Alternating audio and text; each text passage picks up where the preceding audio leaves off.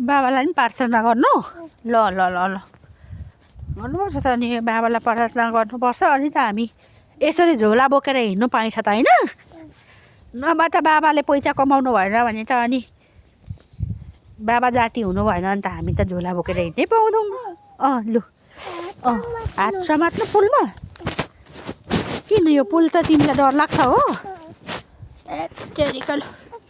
केही पनि हुँदैन यो पुल त पुल भनेको त खोला चढेको पो त ल जाउँ हामी चाहिँ बासदेखि जाँदैछौँ हामी चाहिँ बासदेखिको कुलोदेखि जाँदैछौँ है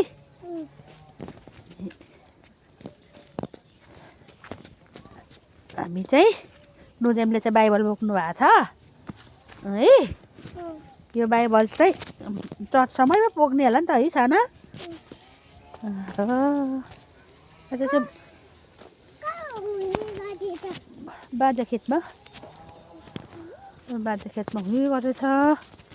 चाहिने जो हाम्रो चाहिँ अप्ठ्यारो छ बाटो पनि है समात्छु होला हौ तिमीलाई